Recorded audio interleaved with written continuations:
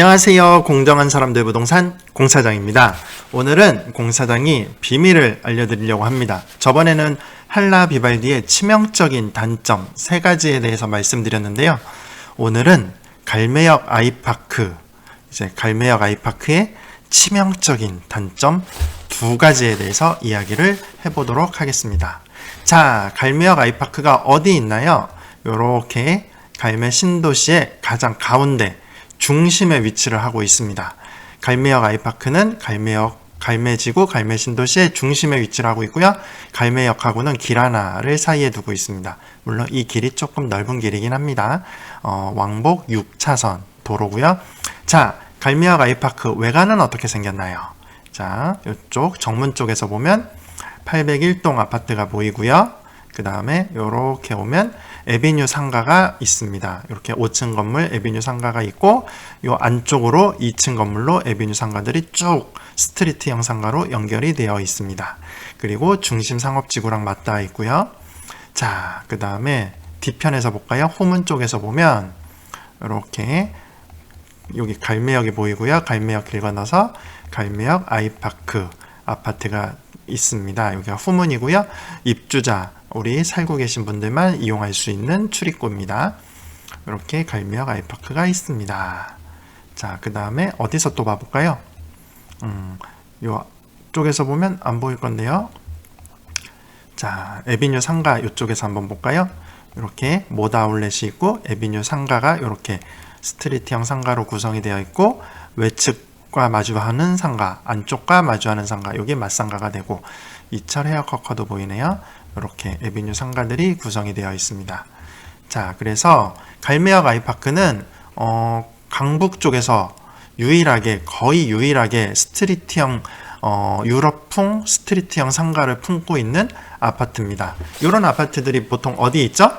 저기 판교에 아브뉴 프랑이 있다던가, 위례 신도시에 아이파크가 있다던가, 이렇게 되게 밑에 동네 많이 있는데, 강북 지역에서는 거의 갈매역 아이파크가 스트리트형 상가로 이렇게 스트리트형 유럽풍 상가를 품고 있는 거의 유일한 아파트입니다.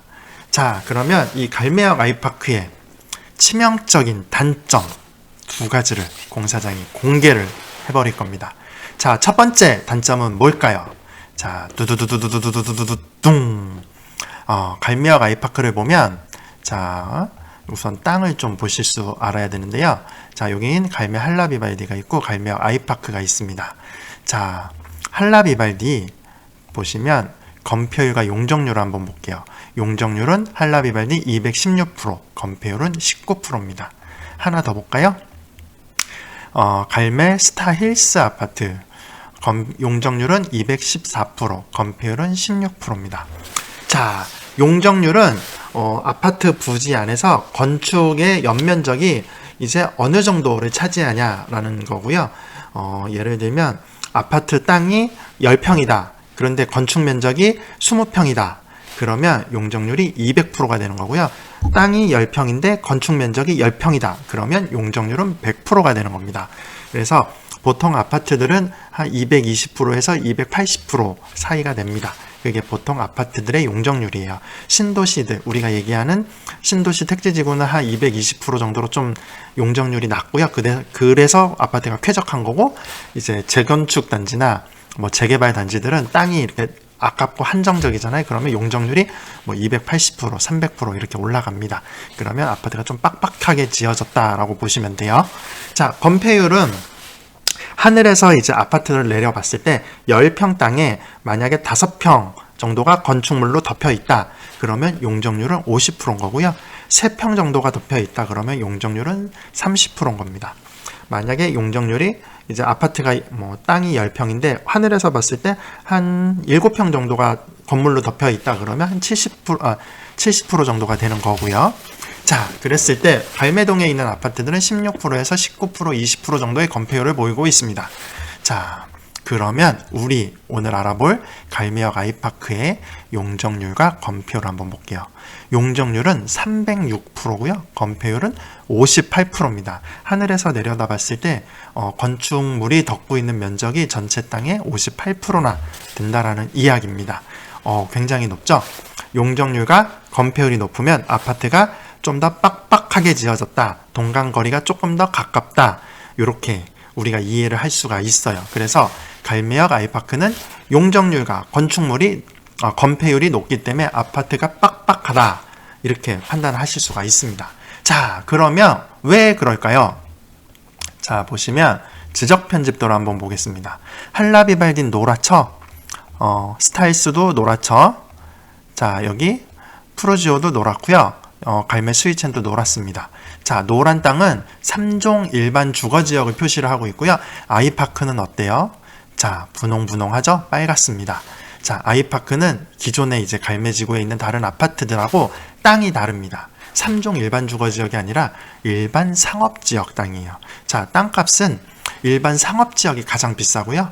그 다음에 뭐 준주거, 공업용지, 뭐 3종 일반 주거, 2종 일반 주거, 1종 일반 주거, 뭐 1종 전용 주거 이런 식으로 땅값이 낮아집니다. 그래서 아이파크는 가장 비싼 땅입니다. 가장 비싼 땅에 지어진 아파트이기 때문에 가장 비싼 땅이면 용도가 건물을 더 지을 수 있게 허용을 해줘요. 그래서 용적률도 350%까지 지을 수 있게 허용을 해줬고 건폐율도 70%까지 지을 수 있게 허용을 해준 아주 비싼 땅이고요. 그 비싼 땅에 지어진 아파트가 갈매역 아이파크입니다. 그래서 건폐율과 용적률이 높고요. 그렇기 때문에 동간거리가 조금 가깝고 층고들이 다 29층으로 지어졌기 때문에 외부를 바라보는 동들 이제 810동, 9동, 8동, 7동, 6동, 5동 이렇게 외부를 바라보는 동들은 채광이 괜찮지만 2동, 3동, 4동, 5동의 저층들은 채광에서 조금 약점을 보일 수가 있습니다. 자, 그래서 갈매역 아이파크의 첫 번째 단점, 건폐율과 용적률이 높기 때문에 채광이 잘 안 되는 집들도 있을 수 있다. 이렇게 보시면 됩니다. 자, 그럼 두 번째 단점은 뭘까요? 갈매역 아이파크의 두 번째 단점은 자, 보시면 갈매역 아이파크는 왕복 6차로 어느 정도 수준이냐면 이렇게 왕복 1, 2, 3, 4, 5, 6 왕복 6차로에 큰 대로와 접해 있고요. 그 다음에 경춘선하고도 접해 있습니다. 이렇게 갈매역 이 흐르는 경춘선 쭉 연결되는 경춘선하고도 접해 있습니다. 자, 그리고 또 뭐랑 접해 있습니까?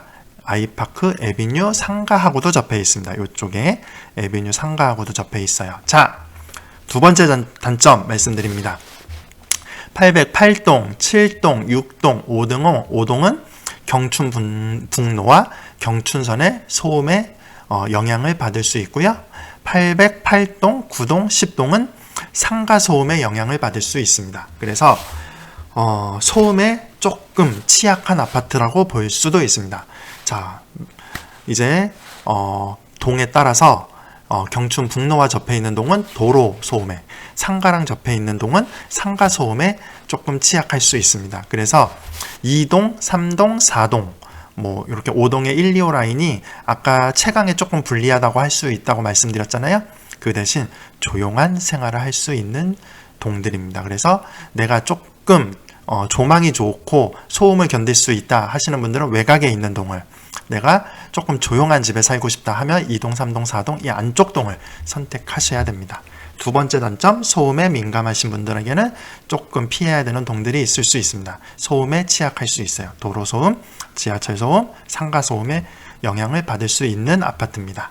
자, 이렇게 첫 번째 단점, 건폐율 용적률이 높다. 두 번째 단점, 소음에 취약할 수 있다. 이렇게 단점, 치명적인 단점 두 개를 설명을 드렸습니다. 자, 그러면 이 치명적인 단점 때문에 갈매역 아이파크를 사면 안 될까요? 당연히 사야겠죠. 자, 갈매역 아이파크는 이름에도 들어있습니다. 갈매역 아이파크입니다. 갈매 아이파크가 아닙니다. 갈매역 아이파크, 갈매역은 지금은 경춘선 갈매역인데요. 2030년에는 GTX-B, 경춘선 GTX-B 갈매역이 될 수도 있습니다. 더블 역세권이 될 수도 있다라는 얘기입니다. 지금 구리에서는 갈매역을 정차역으로 GTX-B의 GTX-B 정차역으로 확정을 하기 위해서 굉장히 노력을 하고 있고요. 공사장 생각으로는 될 것 같습니다. 자, GTX-B, GTX가 무슨 약자인지 아십니까? 그레이트, 트레인, 익스프레스, 대단한 열차 직행, 급행 뭐 이런 뜻입니다. 대단한 급행열차, 최고의 급행열차 뭐 이런 뜻입니다. GTX-B, B노선인 거고요. 최고의 급행열차인 B노선에 갈매역이 정차역이 되면 갈매역 아이파크는 GTX-B 갈매역 초역세권 아파트가 됩니다. 자, 지금도 갈매역 역세권인데 GTX-B 갈매역 초역세권 아파트가 되는 게 갈매역 아이파크고요. 역세권 아파트에 자 상업시설이 에비뉴 상가가 이렇게 앞단에 있고요. 스트리트형, 유럽풍 스트리트형 멋진 에비뉴 상가가 있는데 그 앞으로는 모드아울렛도 있고 갈매 중심 상업지구가 바로 붙어 있습니다. 아이파크 에비뉴, 여기 에비뉴 상가, 옆으로는 바로 중심 상업지역들이 바로 붙어 있습니다. 굉장히 편리한 상권을 내가 그냥 다 갖고 있다고 보시면 됩니다. 다 내 거예요. 갈매지구의 상업시설은 다 내 거, 역세권도 다 내 거. 초등학교, 중학교 정문에서 길 건너면 바로 있습니다. 여기 길 건너면 이쪽이 이제 갈매 중앙공원이고요. 이쪽에 초등학교, 중학교 바로 있습니다. 자, 초등학교, 중학교도 가깝죠. 그 다음에 여기 행정복지센터도 바로 뭐 한 200m 되려나요? 얼마 정도 될까요? 한 168m 정도 나옵니다. 그 다음에 체육센터도 여기 있고요.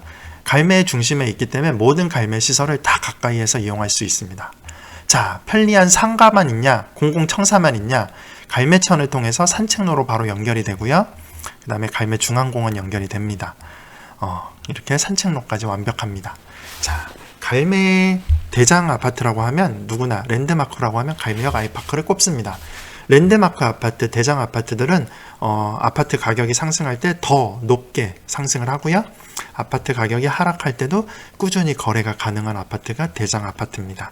자, 그래서 갈매에서 만약 가장 여유가 많은, 내가 뭐 자금적으로 뭐 아파트 가격을 지불을 하는데 부담이 가장 적다, 그런 분들한테는 무조건 갈매역 아이파크를 사셔야 된다고 생각을 합니다. 자, 그러면 오늘 공사장이 준비한 갈매역 아이파크의 치명적인 단점 2가지, 그리고 치명적인 장점, GTX-B 갈매역, 경춘선 갈매역 초역세권, 중심 상업지구, 에비뉴 상가, 뭐 갈매 청사, 체육시설, 산책로, 뭐 중앙공원 다 갖고 있는 갈매역 아이파크를 살펴봤습니다. 다음엔 공사장이 다른 아파트의 단점도 쭉쭉 까발려 드리도록 하겠습니다. 다음 컨텐츠로 만나요. 안녕.